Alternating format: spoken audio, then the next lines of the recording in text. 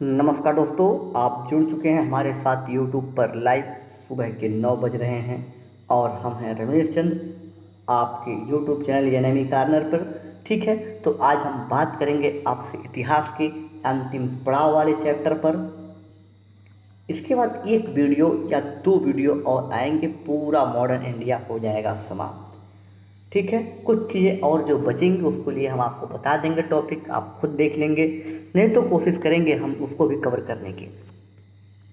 तो आज जिस टॉपिक पे हम बात करेंगे उसको हम आपको बता दें कि आज हमारा जो टॉपिक होगा वो 2 टॉपिक हम कवर करेंगे।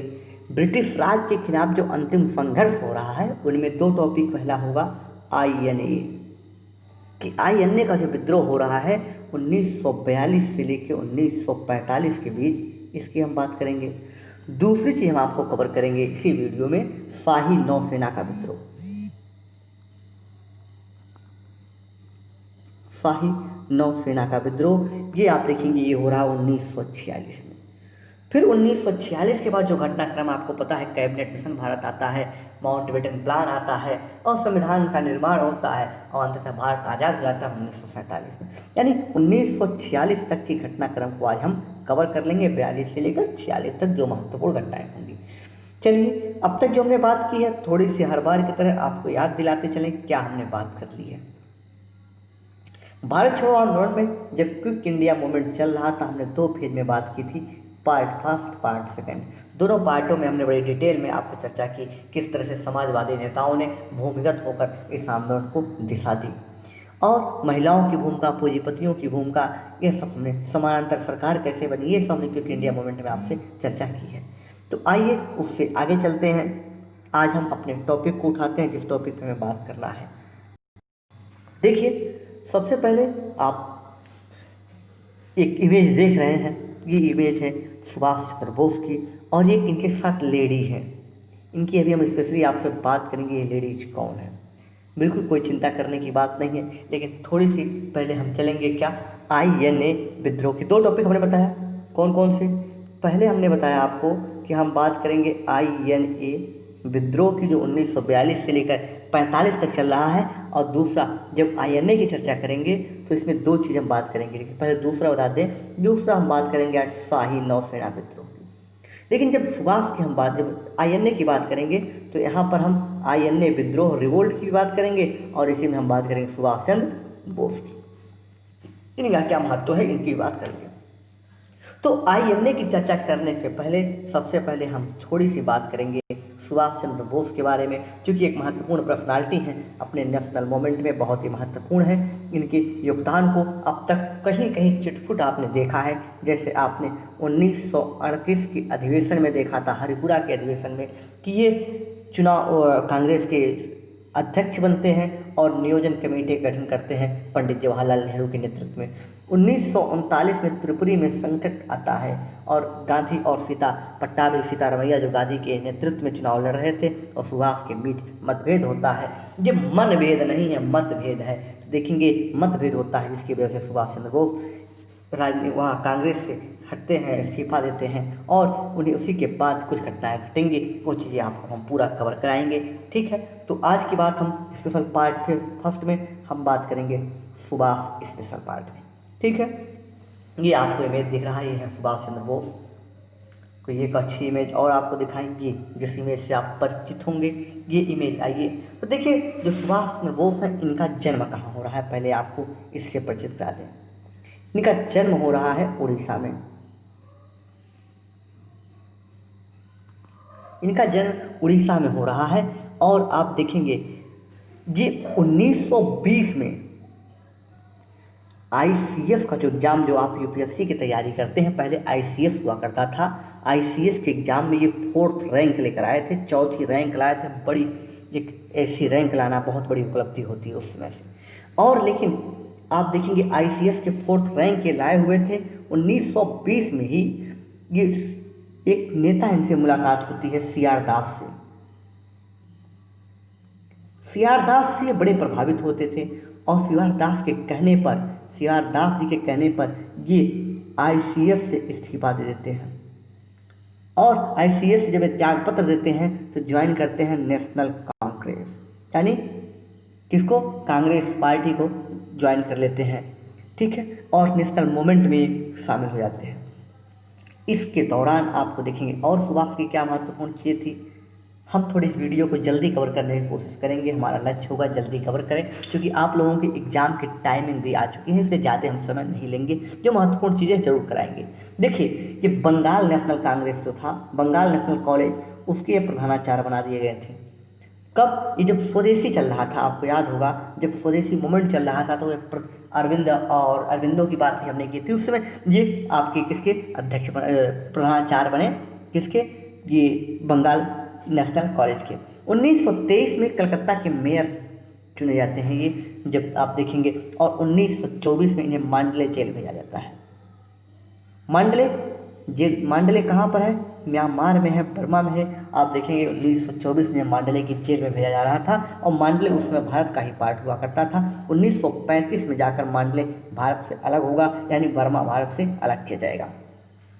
कांग्रेस के अध्यक्ष बन रहे हैं कब, कांग्रेस के अध्यक्ष आप देखेंगे 2 बार बन रहे हैं, एक बार 1938 में और दूसरी बार 1939 में, दूसरी बार 1939 में। 38 में आपको हमने बताया कि यहाँ पर वो क्या उनका योगदान था। 38 में वो करते हैं, एक महत्वपूर्ण इनका योगदान होता है कि ये नियोजन प्लानिंग कमेटी का नियोजन कमेटी गठन करते हैं पंडित जवाहरलाल नेहरू के नेतृत्व में। और जब 39 में इनका विवाद होता है, तो ये यहाँ से त्याग पत्र देखते हैं, और उसके बाद जाते हैं क्या, फॉरवर्ड ब्लॉक की स्थापना करते हैं। कब, 1939 में। आप देखेंगे 39 का ही समय है, ये कलकत्ता में हालवेल की एक प्रतिमा थी, उस प्रतिमा का विरोध कर रहे थे, स्थापित किया बहुत खर्चे के साथ, उसका ये विरोध कर रहे थे। अंग्रेजों ने इसी विरोध के कारण इन्हें नज़रबंद कर दिया, इन्हें गिरफ्तार किया, करके नज़रबंद कर दिया गया। और देखेंगे ये 39 से लेकर 40 और 41 के तक ये जेल में रहे। 1941 में ये जेल से फरार होते हैं। कैसे फरार होंगे ये आप देखेंगे। 1941 में ये नज़रबंद जो हुए थे, इन्होंने अपना भेष बदल लिया, अपने भेष को बदला, और यहाँ से निकले ये गोमो। गोमो के बाद ये पहुँचते हैं पेशावर। पेशावर में पहुँच, क्यों महत्वपूर्ण पेशावर है, पेशावर में इन्होंने एक मुस्लिम का रूप लिया, जिसका नाम उन्होंने रखा था अपना खुद का,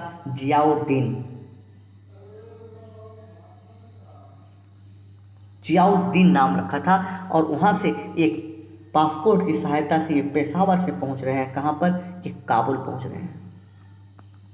और काबुल के बाद आप देखेंगे ये पहुँचते हैं मास्को। मास्को कहाँ पर है, रूस में है, रूस की राजधानी है। ये पहुँच रहे हैं मास्को। मास्को के बाद आप देखेंगे ये पहुँचेंगे बर्लिन। लेकिन बर्लिन पहुँचने से पहले ये इस दौरान यात्रा में फिर उन्होंने अपना नाम बदला था। अब की बार उनका नाम था ओरलैंडो,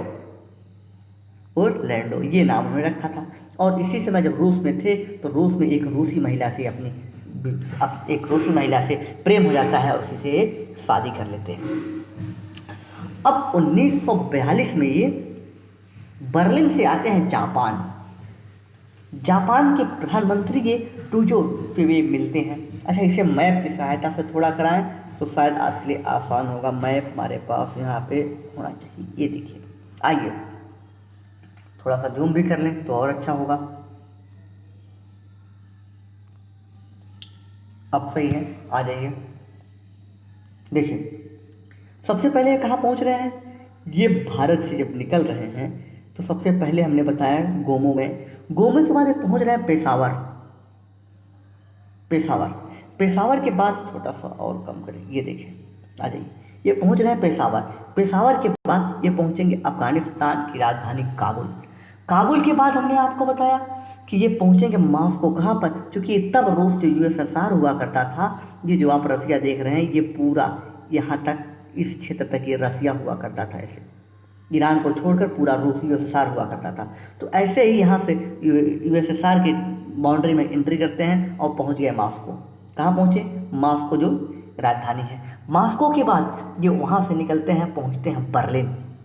ठीक है, बर्लिन के बाद आप देखेंगे ये पहुँच रहे हैं कहाँ पर, ये पहुँचेंगे सीधे, आपको मैप हम फिर छोटा करेंगे, ये चूँकि मैप में यहाँ पर ये पहुँच रहे हैं कहाँ पर, 1 मिनट गड़बड़ हो गया, थोड़ा सा स्लाइड फिर से आ जाइए,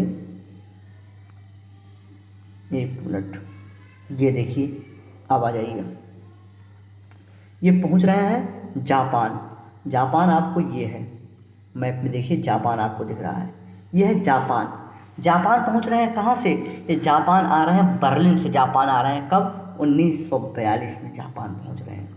ओके, अब 1942 में जब ये जापान पहुंच रहे हैं तो जापान में यहाँ के जो पीएम थे जिनका नाम था टूजो, ये टूजो से मिलते हैं। और जब इसके पहले जब ये यहाँ से मॉस्को से बर्लिन गए थे, बर्लिन के बाद ये जापान आ रहे थे, तो रूस यहीं पर रूस में ही इन्होंने एक महिला से शादी कर ली थी।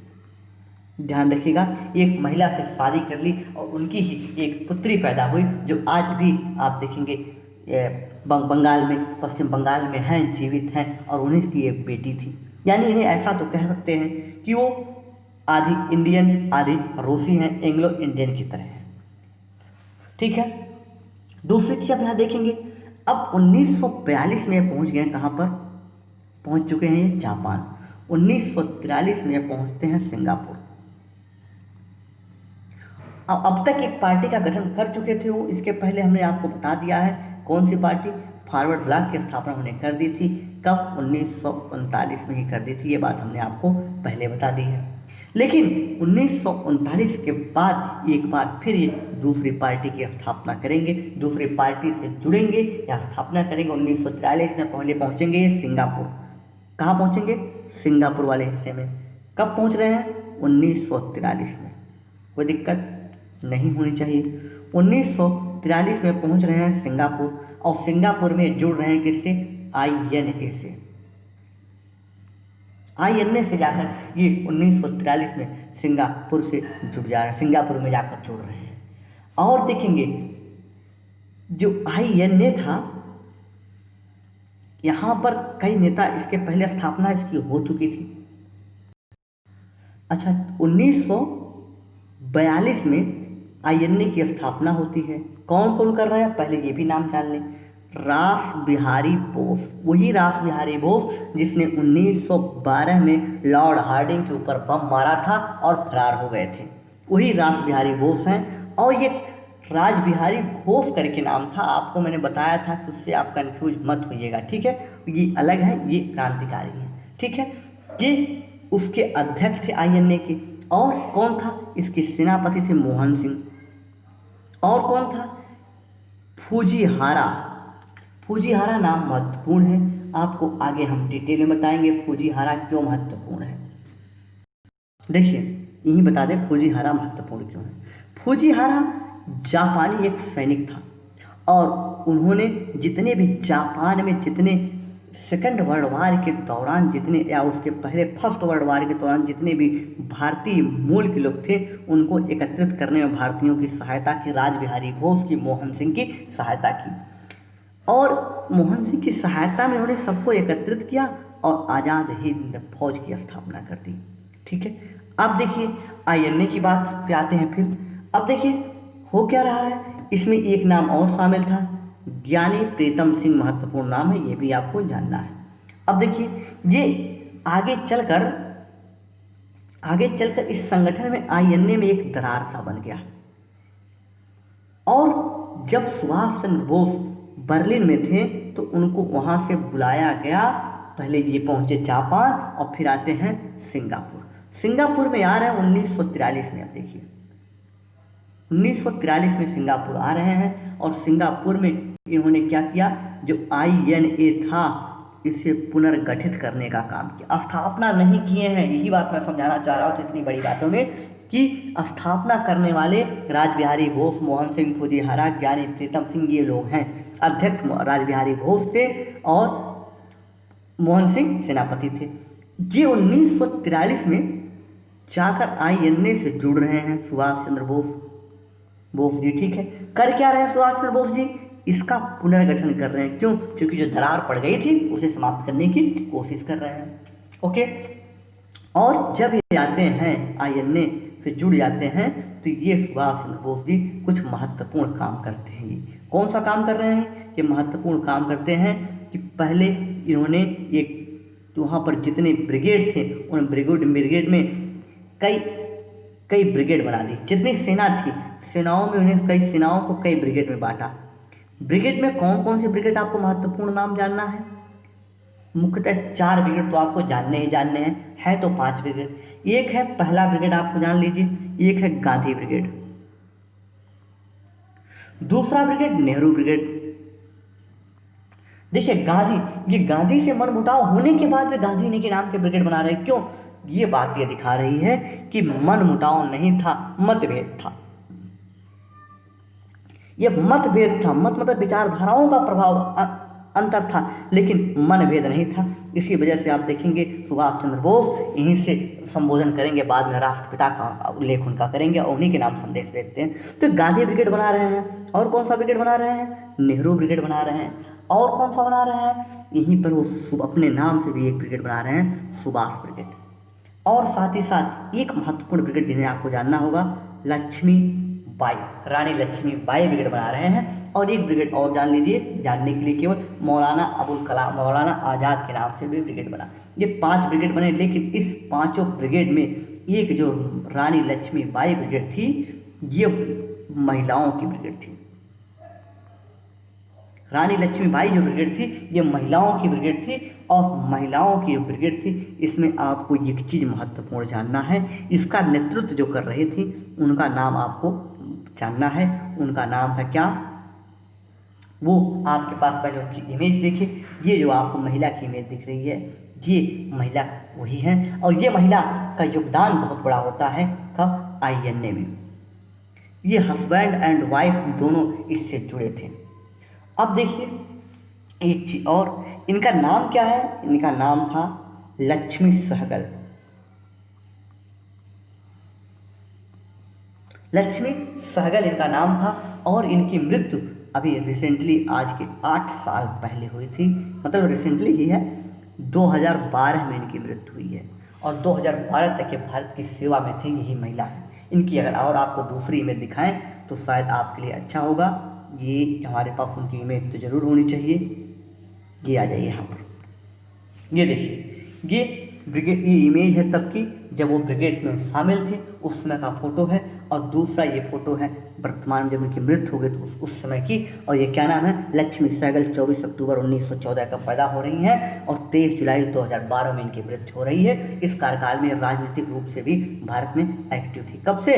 1942 में आपने देखा कि ये आज़ाद हिंद फौज से जुड़ी थी। और ये है आपकी लक्ष्मी सहगल, ठीक है। इनके पति का नाम प्रेम सहगल है। ये अभी आगे आपको चर्चा में आएंगे और खबरों में भी रहेंगे, इनकी भी हम आपसे बात करने वाले हैं, ठीक है। आ जाइए फिर वापस चलते हैं उसी इमेज पर। इतनी बातें स्पष्ट होनी चाहिए कि कई ब्रिगेड बने। ब्रिगेड में मुख्यतः आपको महात्मा गांधी, नेहरू, सुभाष, लक्ष्मीबाई और मौलाना आज़ाद, ये आपको जानना था, ठीक है। इसके बाद आप देखेंगे INA, अब जो INA था ये कार्रवाई करना शुरू करेगा, एक्टिव होना शुरू करेगा। कैसे हो रहा है? अपनी कार्रवाई में 2 गुट इन्होंने बनाए, इन्होंने 2 टुकड़ी बनाई। जब वो कार्रवाई कर रहे हैं भारत पर, 1944 का समय है, अप्रैल 1944 में, तो 2 गुटरी बनाई। एक के कैप्टन बने शाहनवाज, कैप्टन शाहनवाज एक के कैप्टन बने। और दूसरी की टुकड़ी जो आपको देखेंगे, ये हिस्सा मणिपुर वाले हिस्से और जो पूर्वोत्तर वाला हिस्सा है वहाँ पर ये अटैक करते हैं। जो पहली टुकड़ी थी उसके शाहनवाज कैप्टन थे, और जो दूसरी टुकड़ी थी वो रंगून में, यानी रंगून वाले हिस्से पर अटैक करती है और वहाँ पर ये बुरी तरह से हार जाती है अंग्रेज़ों से। लेकिन जो शाहनवाज वाली जो टुकड़ी थी, ये टुकड़ी अपने लक्ष्य को पाने में सफल रहती है, ठीक है। अब देखेंगे बाद में इस घटना के पीछे देखेंगे, ये जो कार्रवाई हुई, इस कार्रवाई में अंग्रेज कुछ समय तक सफलता के बाद अंग्रेज सफल हो जाते हैं। इन लोगों की सफलता के बाद पूरी तरह से इनका दमन करना शुरू कर देते हैं। यहाँ से कई क्रांतिकारी पकड़े गए, कई लोगों को पकड़कर जेल में डाला गया और कई लोगों के खिलाफ मुकदमा किया गया। इनमें देखेंगे जो मुकदमा चला उसे INA ट्रायल के नाम से हम जानते हैं। किस नाम से जानते हैं? INA trial. बिल्कुल जी हाँ, आप लोगों को लग रहा होगा कि मैं थोड़ा जल्दी में कर रहा हूँ। जी हाँ दोस्तों, थोड़ा जल्दी है। क्यों? क्योंकि आपको भी पता है कि पेपर है और हमने वादा किया है कि इंडियन हिस्ट्री हम पूरा कवर कर देंगे, जहाँ से आपको पीसीएस में 30 से 35 प्रश्न मिलने तय हैं। और हमारी क्लास जितनी आपने देखी है, इंडियन चाहे वो एंशियंट हो, मेडुअल हो और मॉडर्न हो, वहाँ से मिलाकर इस 30 में से कैसा भी प्रश्न बन जाएगा तो 25 से लेके 28 तक तो इसी वीडियो से आपको मिल जाने हैं, कोई किताब आपको नहीं पढ़नी पड़ेगी। इसीलिए हम चाह रहे हैं पूरा कोर्स कंप्लीट कर लें, क्योंकि आप लोगों को रिवीजन का भी टाइम मिलना चाहिए। कुछ लोगों का आर ओ भी है। आर ओ के लिए आपको पता है 20 तारीख को पेपर है। आज आप जो हमारे साथ जुड़े हैं 2 तारीख हो चुकी है, 18 दिन पेपर में बचा है, तो समय बहुत कम है। बिल्कुल आपको इसलिए थोड़ी सी जल्दी करके हम चीज़ों को, जितनी महत्वपूर्ण चीज़ें कवर करा देंगे। एक वीडियो इसके बाद हम और लेके आएंगे जिसमें हम और भी चीज़ें कुछ देंगे आपको, ठीक है। तो आइए पहले INA कार्रवाई देखते हैं, महत्वपूर्ण है कॉन्सेप्ट, महत्वपूर्ण चीज़ें आपको जानना होगा।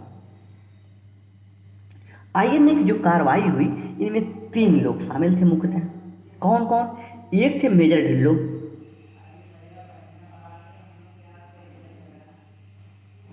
एक का नाम है मेजर ढिल्लो, दूसरे को हम रेड से लिखेंगे। वो कौन थे? वो थे प्रेम सहगल। आपको अभी हम लक्ष्मी सहगल का फोटो दिखाए थे, ये इन्हीं की पत्नी थी। और तीसरे आपको जो नाम दिया जाएगा, तीसरा जो नाम है उनको हम आपको ब्लैक से लिख देते हैं, सही रहेगा, ठीक है। तीसरे नाम थे कैप्टन शाहनवाज हुई, जो सफल हुए थे। ये 3 नाम आपको जानना है। और देखेंगे इसमें 3 लोग 3 धर्म से हुए हैं। कैप्टन शाहनवाज एक मोहम्मडन है, प्रेम सहगल एक हिंदू हैं, और मेजर ढिल्लो आप देखेंगे एक पंजाबी है या सिंध या सिख है। तो ये 3 के तीनों जुड़े हुए थे। इन तीनों के खिलाफ लाल किला में मुकदमा किया गया। कब? 1945 में।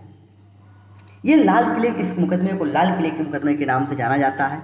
और देखेंगे एक चीज़ और, जब ये कार्रवाई हुई, थोड़ी सी एक चीज़ और आप कॉन्सेप्ट बता दें, जब INA की कार्रवाई हुई, इसी समय सुभाष चंद्र बोस ने अंडमान निकोबार द्वीप समूह तक पे पहुंचने बनाई थी। और इन्हीं से सुभाष चंद्र बोस ने महात्मा गांधी के नाम संदेश भेजा और पहली बार महात्मा गांधी को राष्ट्रपिता कहा था। यहीं पे उन्होंने नारा दिया था, जब ज्वाइन किए थे सुभाष चंद्र बोस, इन्होंने कुछ नारा दिया। कौन कौन सा नारा दिया ये भी आपको ही बता दें, फिर आप मुकदमे पर चलते हैं। इन्होंने नारा दिया कि तुम मुझे खून दो, मैं तुम्हें आज़ादी दूंगा। यहीं पे नारा दिया उन्होंने जय हिंद का। और जब ये INA से जुड़े थे तब इन्होंने नारा दिया दिल्ली चलो। ये 3 नारे इनके महत्वपूर्ण हैं और इनमें सबसे पसंदीदा नारा है, आज भी हम अपने वीडियो की लास्ट में बोलते हैं, जय हिंद, ठीक है। ये नारा इनका सबसे ज़्यादा प्रसिद्धि हासिल किया।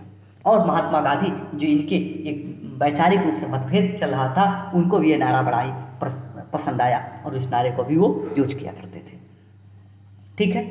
ये उनसे थोड़ा सा फैक्ट था सुभाष चंद्र बोस से, जो हमारी चर्चा से बाहर हो गया था। अब आइए, अब जो INA का मुकदमा चल रहा है 3 लोगों के खिलाफ, मेजर ढिल्लो, प्रेम सहगल और कैप्टन शाहनवाज। इन तीनों को बचाने के लिए आपको एक नाम याद होगा, 1942 में मैंने बताया था, जब कांग्रेस की कार्यकारिणी से इस्तीफा दिए थे, उसमें 2 लोग थे। एक का नाम आपको काम का याद करना है यहाँ पर, लेकिन बताएंगे दोनों का नाम। काम का एक है, एक का नाम हमने बताया था, ब्लैंक पेज पे आ जाइए। 1942 में जब गांधी ने अपने प्रस्ताव को प्रस्तुत किया था तो 2 लोग विरोध किए थे और 2 लोग इस्तीफा दे दिए थे कार्यकारिणी से। एक का नाम था C राजगोपालाचारी और दूसरे का नाम था भूला भाई देसाई। यही जो भूला भाई देसाई हैं, ये एक बहुत बड़े वकील हुआ करते थे। उसमें इनका प्रभाव बहुत तेज़ी से था। और ये भूला भाई देसाई इसी INA मुकदमे से भी जुड़े हैं। क्यों? क्योंकि इनके नेतृत्व में ही वकीलों की एक टीम आती है, वकीलों की एक टीम आ रही है, जो किस लिए, ये जो मुकदमा है इनको बचाने के लिए, इन तीनों को बचाने के लिए भूला भाई देसाई के नेतृत्व में एक पूरी टीम आ रही है। इस टीम से कौन कौन जुड़ रहा है इसे भी जान लें। इस टीम से जुड़ेंगे पंडित जवाहरलाल नेहरू, इस टीम से जुड़ जाएंगे मोहम्मद अली जिन्ना, इस टीम से और कौन जुड़ेगा, इस टीम से जुड़ जाएंगे डॉक्टर राजेंद्र। अरे जितने बड़े बड़े वकील हैं वो सभी वकील एक साथ बिना किसी मतभेद के एक साथ एक मुद्दे पर आकर तीनों को बचाने के लिए एक साथ जुड़ जाएंगे। और देखेंगे अंतोगत्वा आप देखेंगे जो 3 पार्टियां आपको मिलेंगी, कौन कौन सी जो महत्वपूर्ण उसमें थी, इससे एक मुस्लिम लीग, एक हिंदू महासभा और एक कांग्रेस। इन तीनों ने एक साथ बंदियों को बचाने का प्रयास किया यहाँ पर। और देखेंगे इनके खिलाफ सज़ा तो सुनाई गई, लेकिन देखिए एक चीज़ महत्वपूर्ण रही, स्पेशल कोर्ट ने इनकी सज़ा को माफ़ कर दिया। नहीं सॉरी, स्पेशल कोर्ट ने इनको सज़ा दी, लेकिन लॉर्ड बेवेल या वायसराय जब बेवेल आता है तो बेवेल इनकी सज़ा को माफ़ कर देता है। और आप देखेंगे 1947 में जब भारत आज़ाद होता है तो इनको छोड़ दिया जाता है और सरकार में भी शामिल कर लिया जाता है। देखेंगे शहनवाज भारत सरकार में शामिल होते हैं नेहरू से गवर्नमेंट में और मंत्री के पद पर भी रहते हैं। इनमें इनकी पत्नी लक्ष्मी सहगल भी महत्वपूर्ण है और 2012 तक इनका राजनीतिक कैरियर भी रहा है, अच्छा खासा कैरियर रहा है। तो ये आज आपके वर्तमान तक जुड़ी हुई हैं, इसलिए इनको जानना महत्वपूर्ण है। इस घटना का प्रभाव क्या हुआ ये जानना होगा। इस घटना का प्रभाव पहले रूप में तब दिखता है कि जब सशस्त्र सेनाओं ने में जो राष्ट्रवाद है वो राष्ट्रवाद सेना के रूप में दिखाई देने लगा। सेनाओं तक राष्ट्रवाद पहुंचा। ये 1942 के भारत छोड़ो और आईएनए का प्रभाव है कि सेनाओं में राष्ट्रवाद की पहुंच हो गई थी। और दूसरी चीज़ क्या हुई, दूसरी चीज़ आप एक चीज़ और देखेंगे कि जो युद्ध में जापान की हार हुई थी, इससे अगस्त 1945 में जो नाभिकीय हमला हो रहा था इस पर भी उसका प्रभाव जापान अब तक आत्मसमर्पण। देखिए एक चीज़ समझना होगा, थोड़ी सी वर्ड हिस्ट्री की चीज़ है, बता देते हैं तब आगे बढ़ते हैं। 1945 में जापान हार जाता है। जापान के हार जाने की वजह से आईएनए भी हार जाने की स्थिति में आ जाएगा। आईएनए की हार के पीछे एक महत्वपूर्ण रोल है। क्यों? एक तो पहली चीज़ समझिए, एक तो ईस्ट इंडिया कंपनी या कहें अंग्रेज भारत में मजबूत पड़ गए, संगठित सेना थी, आईएनए की संगठित नहीं थी। जो जापानी आईएनए को सपोर्ट कर रहे थे वो पीछे हटना शुरू हो गए। क्यों? जापानी जगह जगह हारना शुरू हो गए, और जब जापानी जगह जगह हारना शुरू हो गए तो इन्होंने जो अपना सपोर्ट दिया था सुभाष चंद्र बोस को पीछे खींचना शुरू कर दिया, और जैसे पीछे खींचना शुरू किया इनका सपोर्ट हल्का हुआ तो ये जगह जगह हारना शुरू हो गए। तब इन्हें पकड़ लिया गया। बात समझ में आई कि कार्रवाई आईएनए वाली जो हुई है इसके पहले हारे क्यों थे, ये मैं बता देना चाहता था। हारे क्यों थे, दो कारण था। एक, जापानी सेना ने अपना प्रभाव खींच लिया और दूसरे, संगठित इनकी सेना नहीं थी। ठीक है, इतनी बातें स्पष्ट। अब देखिए जापान आत्मसमर्पण कर चुका है। कब? 1945 में, जब उस पर नाभिकीय हमला अमेरिका ने कर दिया है तो जापान ने क्या कर लिया, आत्मसमर्पण कर लिया है। अब देखिए एक चीज और, आईएनए जो है वो किसकी सपोर्ट पे चल रहा था, वो जापान की सपोर्ट पे चल रहा था। हमने बताया था कि जापान के टूजो से जो वहाँ के पीएम थे सुभाष चंद्र बोस ने सहायता भी मांगी थी। ठीक है, अब 18 अगस्त 1945 को जापान जो है वो देखेंगे एक घटना घटती है। 18 अगस्त 1945 को सुभाष चंद्र बोस जापान के लिए उड़ान भरते हैं, और जापान के लिए जब उड़ान भरते हैं, देखिए इसमें ये जापान है, सिंगापुर से जापान के लिए उड़ान भरते हैं जहाँ जैसे जानी थी। और यहीं पे अगर आपको जूम करके दिखाएं तो एक छोटा सा द्वीप है, आप ये देखेंगे, ये द्वीप एक छोटा सा द्वीप है जिसको हम जानते हैं किस नाम से, ताइवान। उस समय इसका एक अन्य नाम था जिसे हम फार्मोसा द्वीप के नाम से जानते थे। बहुत मोटा हो गया, रुक जाइए, पेन हम पतला कर लें। ये देखिए उस समय इसे हम फार्मोसा द्वीप के नाम से जानते थे। और यहाँ सिंगापुर से जो जहाज़ निकली थी जापान के लिए, वो जापान यहाँ पर क्रैश कर जाती है। और यहीं पे देखेंगे फार्मोसा स्ट्रेट भी है, इसी के पास स्ट्रेट के पास एक जहाज़ क्रैश कर जाती है जिसमें सुभाष चंद्र बोस बैठे हुए थे और उनकी मृत्यु हो जाती है। इनकी मृत्यु को लेकर जगह जगह कई बवाल हैं। ये ताइवान या फार्मोसा द्वीप है जिसे आपको जानना होगा। ठीक है, अब ये बात समाप्त हुई कौन सी, सुभाष चंद्र के आईएनए का वाला मामला। दूसरा टॉपिक हमारे पास अभी बचा हुआ है कौन सा, शाही नौसेना का विद्रोह। लेकिन इसी टॉपिक से एक चीज़ और यहीं ख़त्म कर दे तो हम शाही नौसेना के विद्रोह को आगे उठाएंगे। जो सुभाष चंद्र बोस हैं, इनकी खोज पड़ताल भारत सरकार लगातार कर रही थी कि क्या सच में वो मारे गए हैं या नहीं मारे गए हैं। तो ये चीज़ जो इनके इतिहास में जो लोग इंटरेस्टेड हैं उनके लिए मैं बता दूं कि जब सुभाष चंद्र बोस की मृत्यु हुई थी तो इनके लिए बड़े गहरे राज थे। कई राज की बात क्या थी कि इनके मृत्यु कैसे हुई है, सच में मारे गए हैं या नहीं। तो आपको समझना होगा, इसके लिए हम ही लोग नहीं चिंता कर रहे थे, और भी लोग बड़ी चिंता करने वाले थे। इसमें जवाहरलाल नेहरू के समय जो इनके साथ एक कैप्टन थे जिनका नाम था शाहनवाज, इनकी अध्यक्षता में एक कमेटी बनाई गई जो जिसको काम ये सौंपा गया कि आप जाइए और पता कीजिए कि किस वजह से या सुभाष चंद्र बोस के कहाँ पर हैं या उनकी मृत्यु हो गई तो कैसे हुई। और उनके बड़े ही करीबी रहे शाहनवाज, आपको पता है आईएनए में। इन्होंने जो रिपोर्ट दी उस रिपोर्ट को आधार बनाकर लोग बात बताते हैं। रिपोर्ट दी कि ताइवान के पास एक जहाज क्रैश हो गया था जिसमें सुभाष चंद्र बोस बैठे थे और जिसके कारण उनकी मृत्यु हो गई थी। आगे इंदिरा गांधी का समय आता है, कुछ लोग विवाद करते हैं कि शाहनवाज की रिपोर्ट गलत थी, निराधार थी। फिर इंदिरा गांधी ने भी एक कमेटी का गठन किया, उनका नाम था घोषला कमेटी। ये इंदिरा गांधी के समय गठित हो रही है, ये दूसरी कमेटी है। इस कमेटी की रिपोर्ट भी क्या आई, इस कमेटी ने भी शाहनवाज कमेटी की रिपोर्ट को ही माना और उन्होंने कहा कि जो फार्मोसा द्वीप है और या ताइवान द्वीप है उसके समय इनका लैंड विमान क्रैश कर गया था जिसकी वजह से इनकी मृत्यु हो गई थी। एक चीज और, क्यों ये माने थे, इस बात को सही उन्होंने क्यों माना, एक रूसी डॉक्टर थे, रूसी डॉक्टर, उनका नाम तो हमें नहीं पता, कहिएगा तो कहीं से खोजने की कोशिश करेंगे। वो भारत आए और भारत में उन्होंने एक बयान दिया था। बयान कहाँ दे रहे हैं, बीबीसी को। और उन्होंने बताया कि मैं ही वो डॉक्टर हूँ, जब विमान क्रैश किया था उस क्रैश के बाद सुभाष चंद्र बोस का इलाज मैं ही करने वाला हूँ, लेकिन मैं दुख की बात है कि मुझे उन्हें ज़्यादा दिन तक बचा नहीं सका और उनकी अंततः मृत्यु हो गई।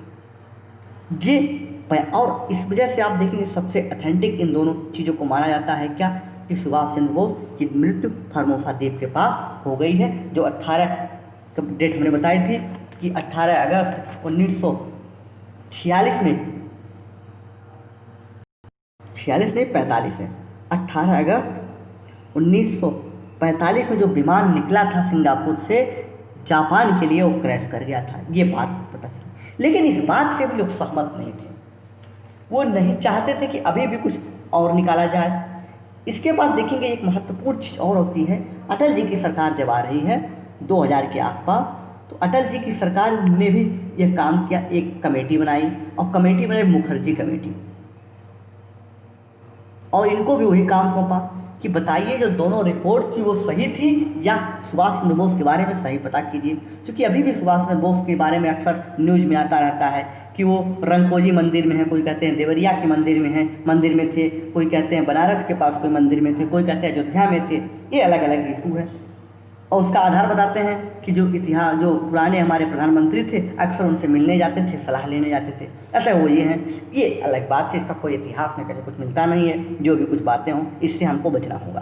देखिए मुखर्जी आयोग ने क्या कहा, मुखर्जी आयोग ने कहा कि जो फार्मोसा द्वीप है वहाँ पर अगर अध्ययन किया जाए वहाँ पर कोई ऐसा सबूत नहीं मिला है कि वहाँ पर कोई विमान 1945 में क्रैश किया हो। 1945 के दौरान कोई विमान वहाँ क्रैश नहीं किया है, अतः इन दोनों की रिपोर्ट गलत है। तो इनसे पूछा गया कि आखिर मरे कैसे, तो बताइए कहाँ है।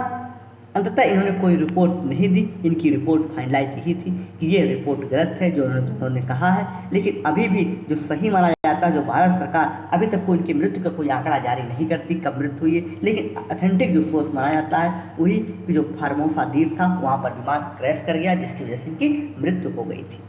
एक जापान में रोचक बात है, रंगकोजी मंदिर है, एक रंगकोजी जापान में मंदिर है। इस सब की पीडीएफ नहीं मिलेगी आपको, जो इधर इधर बता रहे हैं, ये सब एक्स्ट्रा चीज़ें जो आपको जाननी नहीं थी, ठीक है। जो चीज़ आपको आईएनए विद्रोह बताएं उसकी पीडीएफ तो हम देंगे आपको, पीडीएफ और आपको पीपीटी भी मिलेगी, ठीक है। रंगकोजी मंदिर है, इस मंदिर की ये हिंदू मंदिर है, पहली बात ये तो आप लोगों के इंटरेस्ट के लिए बता दे रहे हैं।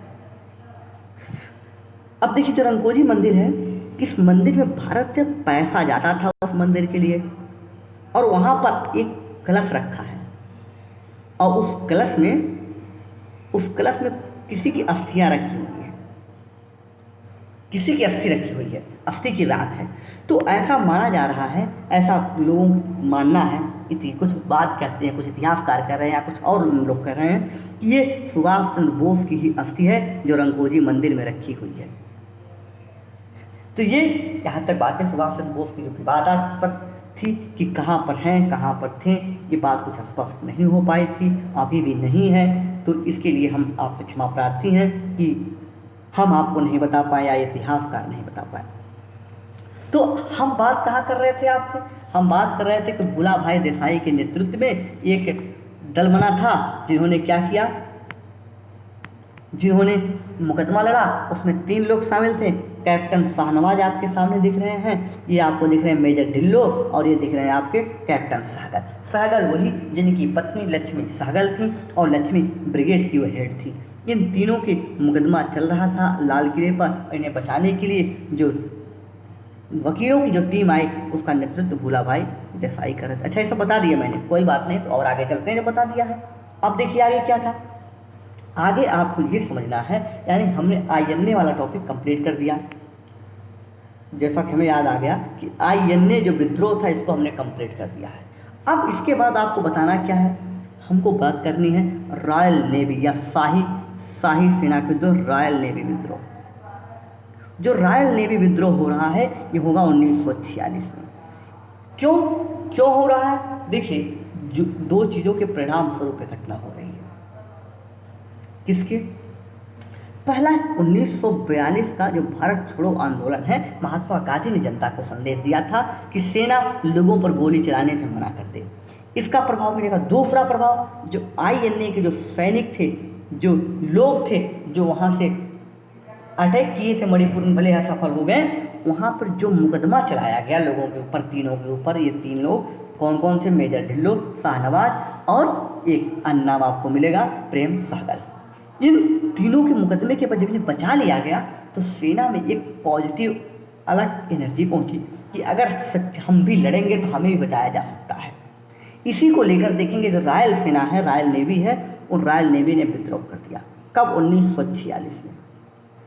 1946 का क्या बात है कि उन्होंने विद्रोह कर दिया। कुछ कारण आपको बता दें, अन्य कारण जो थे वो क्या थे, ये तो आपको तत्कालीन प्रभाव था जिसकी वजह से उनके अंदर राष्ट्रवाद जागा था। कारण क्या थे, रीजन क्या थे? कारण में आप देखिए, पहला कारण ये माना जा रहा है कि वो जो भोजन दे रहे थे वो भोजन बहुत खराब हुआ करता था, उस पर प्रश्न चिन्ह लगाते हैं लोग। दूसरी चीज़ उन्हें बताया, दूसरी उनका जो वेतन था, जो पैसा दे रहे थे, काम ज़्यादा ले रहे थे, वेतन कम दे रहे थे।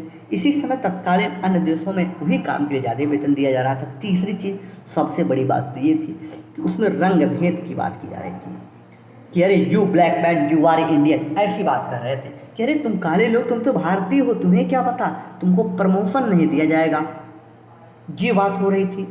तो ऐसे में आप देखेंगे ये चीज़, और उनकी जो आग लगी थी उनके अंदर, इस घटना ने INA और क्विक इंडिया ने उनकी आग को भड़काने का काम कर दिया था। अब समय आया क्या? समय आया 1946 का। आप देखेंगे 1946 में खास करके समय, अगर आपको पता है, डेट बता दें आपको हम, तो डेट है 18 फरवरी 1946। 18 फरवरी 1946 को जो INS तलवार है, INS तलवार, INS Karachi, INS Madras, INS Calcutta, इन सब में धीरे धीरे विद्रोह होता है। लेकिन सबसे पहला विद्रोह 18 फरवरी 1946 को INS तलवार में होता है, जो आपको इमेज दिखा रहे हैं। ये नेवी में इसके सपोर्ट में टोटल 78 जहाज आ जाती है। 20,000 से अधिक नाविक इस विद्रोह में शामिल होते हैं और इन्होंने जगह जगह भारत माता की जय और इन्होंने नारा लगाए, अब अंग्रेजों भारत छोड़ो, जैसे भी बात उन्होंने की। और इसके साथ ही साथ उन्होंने क्या किया, इन्होंने एक योजना बनाई कि किस तरह से इनको अंग्रेज़ों को सताया जाए। एक रिवोल्ट किया, और ये रिवोल्ट आप देखेंगे अंग्रेज़ों का अंतिम विद्रोह या अंग्रेज़ों की जो कील थी उसमें अंतिम ताबूत ठोकने का काम करेगी भारत में। अब वो कैसे, उसको समझिए। देखिए, चाणक्य को आपने सुना होगा। चाणक्य का मानना क्या था, वही बात, क्योंकि चाणक्य, चले हटा दे चाणक्य का, हम सीधे बताते हैं। किसी भी सत्ता का तब तक ही वर्चस्व हो सकता है जब तक उसके पास एक निपुण राजा हो, एक राज्य हो और सैनिक हो। अब उनके पास नेता तो है, उनके पास राज्य तो है, वो भी छीनने जा रहा है। दूसरी जो सैनिक हैं ये विद्रोह पर है, ये सैनिक उनके साथ नहीं है, और जब किसी राज्य के साथ, किसी सत्ता के साथ सैनिक ही ना हो, सैनिक उनके खिलाफ हो जाए, तो आप कोई युद्ध नहीं लड़ सकते और आप कहीं सुरक्षित नहीं हो सकते। ये हाल अंग्रेजों का हो चुका था कि इनके पास सैनिक विद्रोह हो गए। आप देखेंगे सीडीएम में भी इसके उदाहरण मिले थे। कब? जब आप देखेंगे सीमांत गांधी के नेतृत्व में अहिंसक आंदोलन हो रहा था, तो वहाँ पर भी लोगों ने उनके ऊपर गोलियां चलाने से मना कर दिया था। अब वो चीज़, अब मूल जड़ स्टार्ट तो वहाँ जरूर हुई थी, लेकिन जब ये नेवल में पहुँच चुकी थी, नेवल सैनिक में जो अंग्रेजों की सबसे मजबूत सैन्य हुआ करता था, वहाँ तक पहुँच चुकी थी। ऐसे में अंग्रेजों को अब एक ही रास्ता था कि अब वो भारत को छोड़ दें। अब वो भारत को छोड़े, क्यों? क्योंकि सेना उनके साथ अब नहीं है। अब जिस देश पे वो आधार राज्य करते थे सैनिकों की बदौलत, अब वही उनके पास नहीं है, तो ऐसे में उन्हें भारत छोड़ने का ही एक मार्ग दिखा। ठीक है, इतनी बातें स्पष्ट। तो आइए जितनी चीज़ है उनकी एक बार हम आपको पीपीटी दिखाएंगे, जल्दी से दिखा देंगे। जितनी चीज़ें कवर करनी थी आज के टॉपिक में, हमने पूरा टॉपिक कवर किया है। एक चीज़ और आपको यही बता दें कि जो हम वीडियो लेकर आएंगे अब, क्योंकि हमारे पास 3 कोर्स चल रहे थे, पहला 9 बजे, दूसरा 2 बजे और तीसरा रात्रि में 8 बजे। तो जो 9 बजे चल रहा था वो आप जुड़े हुए हैं, इसमें हम वीडियो अभी लेकर आएंगे 1 या 2 वीडियो, लेकिन 2 बजे वाले वीडियो को हम आपको अब रेगुलर नहीं ला रहे हैं। किसी दिन 2-1 टॉपिक और हैं यूपी स्पेशल को उन्हें करा देंगे, समाप्त हो जाएगा। आप लोग अपने रिवीजन में लगे रहिए, चाहे आप यूपीएससी दे रहे हों, चाहे यूपी पीसीएस दे रहे हों या आरओ दे रहे हैं, क्योंकि तीनों एक साथ आ गए हैं। तीनों की डेट आपको पता ही होगी, नहीं एक बार याद दिला दे रहे हैं, क्योंकि आपको अपना लक्ष्य याद होना चाहिए। 20 सितंबर को आरओ, 4 अक्टूबर को आईएएस का पेपर और 11 अक्टूबर को यूपी पीसीएस। आप निश्चिंत रहें, कोई पेपर टलने वाला नहीं है। ये मत सोचिएगा कि पेपर कोरोना की वजह से टल जाएगा, बिल्कुल नहीं। सरकार पूरी तरह से आमादा है, पेपर हर एक हाल में कराए जाएंगे। बिल्कुल आप लोग तैयारी 100% रखें, ठीक है। और तो और लोगों को डिस्ट्रिक्ट चूज करने का भी ऑप्शन यूपी पीसीएस ने फिर जारी कर दिया है, यूपी पीसीएस के एग्ज़ाम के लिए। अब तक आपने आरओ के लिए देखा था, अब वो फार्मूला उन्होंने यूपी पीसीएस वाले में भी लागू कर दिया है। हमने देखा है कि डिस्ट्रिक्ट फिल किए जा रहे हैं, तो वो भी आप लोग कर लीजिए। अपने पास में जो जहाँ पर आप हो, वहाँ के करीब में जहाँ आपको रहना हो, आप वहाँ का डिस्ट्रिक्ट चूज कर लीजिए, ठीक है। अब यानी 2 बजे वाली क्लास की बात करते हैं, ये अल्टरनेट होगी। कब होगी हम आपको बता देंगे, कोई शेड्यूल नहीं होगा, क्योंकि 2 क्लास मैक्सिमम और आएंगी। कभी हम अपलोड कर देंगे, लाइव आएंगे, आप लोगों को व्हाट्सएप और अन्य थ्रू मैसेज मिल जाएगा। दूसरी जो 8 बजे रात में हो रही थी करंट अफेयर की, इसे हम अल्टरनेट लाएंगे, हफ्ते में 3 क्लास लेकर आएंगे, क्योंकि जितना करंट आप लोगों को अपडेट कर सके हम करेंगे, ठीक है। लेकिन आप लोग इस समय कहीं भी अगर क्लास कर रहे हो तो अब क्लास करना बंद कर दीजिए। क्यों? क्योंकि अब आप लोगों का, अगर आप लोग पेपर दे रहे हैं इस बार, तो अगर 2020 में आपको पेपर देना हो तो अब आप लोग क्लास करना बंद कर दें। मैं अपनी ही नहीं सबकी कह रहा हूँ, अपनी हमारी भी क्लास आप बंद कर दें। क्यों? क्योंकि अब नई चीज़ बिल्कुल पढ़ना मना है। कोई भी नई चीज़ आपको मिले आप लोग बिल्कुल अवॉइड कर दीजिए, कहिए हमको नहीं पढ़ना, लालच में मत पढ़िए। अगर कुछ पढ़ना है नया तो केवल एक चीज़, वो है करंट। केवल आप करंट से अपडेट हो जाइएगा और नई चीज़ कोई भी सिलेबस मत उठाइएगा कि अच्छा ये देख लेते हैं, किताब बड़ी अच्छी है, यहाँ से प्रश्न फंस जाते हैं, इस किताब को हिस्ट्री का हम पढ़ लेते हैं। बिल्कुल नहीं करने की कोई ज़रूरत नहीं है, अवॉइड कीजिएगा, नहीं तो बहुत बुरे फंस जाएंगे। ओके, नया चीज़ जो न्यू कुछ भी मिले उसे आप अवॉइड कीजिए। जो आप पढ़े हैं, जो भी सोर्स आपने पढ़ा है, जो अब तक आपने नोट्स बनाया है, उसी को जितनी बार हो सके उसी को आप रिवाइज कीजिए। एकदम महाभारत, रामायण, हनुमान चालीसा जो आपका फेवरेट हो, पुराण, उसी की तरह आप उसका सुबह शाम पाठ करें जो अब तक आपने पढ़ा है, ठीक है। जहाँ तक हो सके जो मैंने आपको वीडियो कराया है उस वीडियो को आप एक बार और रिवाइज कर लीजिएगा।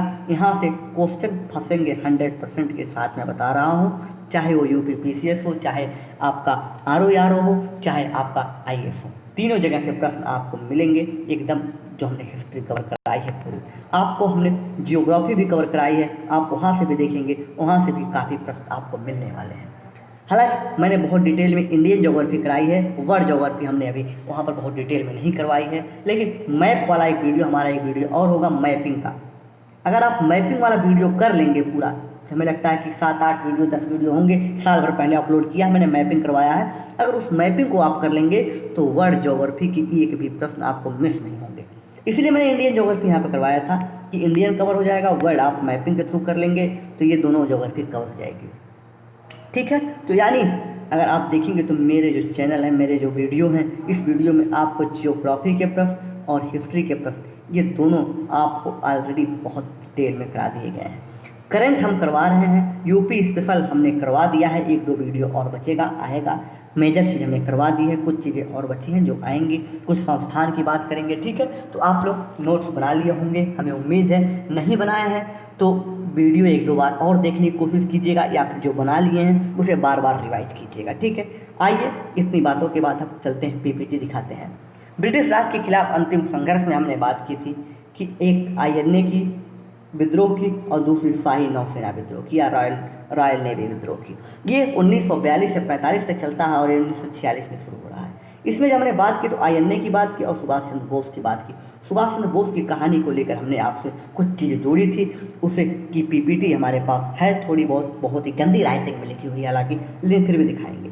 देखिए, उड़ीसा के कटक में इनका जन्म होता है। 1920 में ICS बनते हैं और 4th रैंक लाते हैं और CR दास के कहने पर ये त्यागपत्र देते हैं और CR दास को इसी वजह से सुभाष चंद्र बोस का राजनीतिक गुरु माना जाता है। महात्मा गांधी किसी को माना जाता है, याद रखिएगा, महात्मा गांधी के लिए गोपाल कृष्ण गोखले जी हैं। ठीक है, आगे नेशनल मूवमेंट में CR दास के कहने पर शामिल होते हैं। बंगाल के नेशनल कॉलेज के प्राचार्य भी बने और 1923 में कलकत्ता के मेयर, 1924 में मांडले जेल जाते हैं। कांग्रेस के अध्यक्ष होते हैं 1938 और 39 में। 39 का इशू हमने गांधी और बहुत ही डिटेल में कराया है, सीतारमैया और आपके सुभाष चंद्र बोस का। कलकत्ता के हालवेल की प्रतिमा का विरोध कर रहे थे, इसी समय में नज़रबंद कर लिया गया। इन्हें भेष बदला 1941 में और यहाँ से अलग अलग स्थानों पर गए, गोमो गए, पेशावर गए, काबुल, मास्को, बर्लिन, और मास्को में जाने से साथ उन्होंने एक रूसी महिला से शादी कर ली थी। ये बातें हमने आपको बताई थी। ठीक है, और यहाँ से अगर हम आगे चलेंगे तो बात करेंगे सिंगापुर 1943 में आते हैं और जुड़ जाते हैं INA से। ठीक है, इंडियन इंडिपेंडेंट लीग की स्थापना कर रहे हैं वहाँ पर, और यहाँ से जब INA से जुड़ रहे हैं तो INA में इस समय तक मतभेद हो चुका था। बर्लिन को बुलावा जाता था रासबिहारी बोस का। रासबिहारी बोस ने बर्लिन में जब बुलावा 1942 में उन्होंने INA का गठन किया था। और देखेंगे इससे कौन कौन, रासबिहारी बोस शामिल थे अध्यक्ष के रूप में, मोहन सिंह शामिल थे सेनापति, फूजिहारा एक जापानी सेनापति थे, ये भी इसमें शामिल थे, ज्ञानी प्रीतम सिंह शामिल थे, इन्होंने स्थापना में की थी। अब देखिए आगे चलकर इस संगठन में दरार आता है। बर्लिन से सुभाष चंद्र बोस को बुलाया जाता है और सिंगापुर में आकर जुलाई 1943 में से शामिल होते हैं और इस संगठन का वो पुनर्गठन करते हैं। ठीक है, पुनर्गठन में उन्होंने कई टुकड़ियाँ बनाई थी, जिनमें आपको हमने बताया था कौन सा, एक गांधी, एक नेहरू, एक सुभाष चंद्र बोस, एक रानी लक्ष्मीबाई और एक मौलाना अबुल कलाम आज़ाद। रानी लक्ष्मीबाई टुकड़ी को क्या आपको जानना है कि उनके लीडर क्यों हैं? क्योंकि ये एक महिला टुकड़ी थी, इसमें महिलाओं का नेतृत्व था, महिला सेना थी और इनका नेतृत्व कर रहे थे रानी लक्ष्मीबाई सहगल। ठीक है, और इनका उद्देश्य था भारतीयों के लिए स्वतंत्र सरकार की स्थापना करना। एक जापानी सैनिक फूजीवारा हमने बताया था, ये भी उसमें शामिल थे और इनका भी रोल बहुत अधिक था। ठीक है, और आगे चलें, इतनी बातें हमने तो आपसे की थी, इसकी आगे भी हमने की क्या, INA ने कार्रवाई की 1944 अप्रैल में मणिपुर के हिस्से में 2 हिस्से में बटे थे। एक का नेतृत्व कर रहे थे कैप्टन शाहनवाज, दूसरी टुकड़ी जो रंगून में चल रही थी, रंगून की टुकड़ी बुरी तरह से पराजित होती है, कैप्टन शाहनवाज की टुकड़ी विजयी होती है। और इस टुकड़ी का जो लीडर था वो लीडर नहीं बल्कि कई लोग नेतृत्व विहीन कह सकते हैं, ऐसा जो नेतृत्व कोई प्रमुख रूप से नेतृत्व नहीं था, इसलिए इसका नाम नहीं मिला यहाँ पर। तो आप देखेंगे इस जैसी टुकड़ी फेल भी होती है और यहाँ पर बड़ी ही बहादुरी के साथ शाहनवाज नेतृत्व करते हैं और ये सफल होती है। अनेक सिपाही अधिकारी जब देखेंगे जापान अब तक 1945 में बम मार दिया जाता है, जापान हार जाता है, तो अनेक सिपाही ये भी टुकड़ी असफल होनी शुरू हो जाती है। अब देखेंगे 1946 में अनेक सिपाहियों को पकड़ लिया जाता है 45 के बाद, और INA ट्रायल में मुकदमा चलता है 3 प्रमुख अधिकारियों के विरुद्ध। वो 3 प्रमुख अधिकारी कौन कौन से थे अभी हमने आपको बताया। लेकिन इसी दौरान सिंगापुर में आप देखेंगे जब ये सिंगापुर के दौरान अंतरिम जब आक्रमण होता है, कार्रवाई होती है, तो अंतरिम सरकार का गठन करते हैं और वहीं से उन्हें नारा दिया प्रधानमंत्री, और वहाँ से राष्ट्रपिता के नाम से संदेश देते हैं और पहली बार महात्मा गांधी को राष्ट्रपिता के सुभाष चंद्र बोस ने पुकारा था। और उन्हें जो अंतिम सरकार जो गठित होती है, उस सरकार में आप देखेंगे कुछ उन्होंने उसी युद्ध के दौरान या इसी कार्रवाई के दौरान नारा दिया था, तुम मुझे खून दो मैं तुम्हें आज़ादी दूंगा, जय हिंद, दिल्ली चलो, और महात्मा गांधी को राष्ट्रपिता इसी समय कहा था। अब आगे देखेंगे जो शाहनवाज 3 लोग मुकदमा होता है, कैप्टन शाहनवाज, मेजर ढिल्लो और प्रेम सहगल। प्रेम सहगल की पत्नी लक्ष्मी सहगल थी, जो लक्ष्मी ब्रिगेड की हेड हुआ करती थी, और इनको बचाने के लिए पूरी भारतीय टीम एकत्रित होकर लड़ी। कौन कौन टीम में शामिल थे, कैसी कैसी टीम, किस किस पार्टी की, तो कांग्रेस शामिल, मुस्लिम लीग शामिल, हिंदू महासभा शामिल थी, और इनका नेतृत्व कर रहे थे भूला भाई देसाई, वही 1942 वाले जिन्होंने त्याग पत्र दिया था गांधी के विरोध में जाकर। सभी बंदियों का बचाव किया, स्पेशल कोर्ट ने सजा सुनाई, लेकिन बेवल ने इस योजना पर, इस सजा पर वीटो लगा दिया था। क्यों? तब तक स्थितियां बदल चुकी थी, क्योंकि बेवल चाह रहे थे भारतीयों की सरकार स्थापित की जाए। ठीक है, स्वतंत्र सेनाओं में राष्ट्रवाद का उदय होना शुरू हो गया था। जापान की हार की वजह से अगस्त 1945 में क्या था, वहाँ पर अनापकी हमला हुआ, जापान ने आत्मसमर्पण कर दिया। जापान के सहयोग आईएनए पर था, और आईएनए इस तरह से आप देखेंगे पूरी तरह से पीछे हट गया, और आईएनए यहाँ पर पराजित होता है। अंग्रेजों ने उसके खिलाफ मुकदमा इसी वजह से चलाया। आगे देखेंगे तो सुभाष चंद्र बोस यहाँ से आप निकलते हैं कहाँ, 18 अगस्त 1945 को जापान के लिए, और उड़ान भरते हैं, लेकिन उनका विमान क्रैश हो जाता है ताइवान और फॉर्मोसा द्वीप के पास, जिसका परिणाम क्या हुआ, और वो मारे जाते हैं। जी ये द्वारा मुद्दा था, इसको पूरी हमने डिटेल में बात आपसे की। उसके बाद देखेंगे हमने आपसे बात की रॉयल नेवी विद्रोह की, जो 1946 में हो रहा है। यहाँ पर नौसेना ने अंग्रेजी सरकार के खिलाफ विद्रोह कर दिया था। विद्रोह का प्रारंभ हो रहा है 18 फरवरी 1946 में। लोकेशन कहाँ पे विद्रोह हो रहा है? विद्रोह हो रहा है आप देखें कराची के क्षेत्र में, बम्बई वाले हिस्से में, मद्रास वाले हिस्से में विद्रोह हो रहा है। INS तलवार का इसमें बड़ा प्रमुख नाम आता है। 78 जहाज़ों के साथ ये विद्रोह शामिल थे, 20,000 से ज़्यादा सैनिक शामिल थे इसमें। INS तलवार, INS कराची, INS मद्रास, कलकत्ता भी इसमें शामिल हैं। ठीक है, इतनी बातें स्पष्ट होती, यहाँ तक हमने बात की थी। इसके आगे हमने आपसे बात की इस विद्रोह का कारण क्या था। तो विद्रोह के कारण में आप देखेंगे क्या, खराब खाना, कम वेतन, रंगभेद, और 1942 और INA का प्रभाव।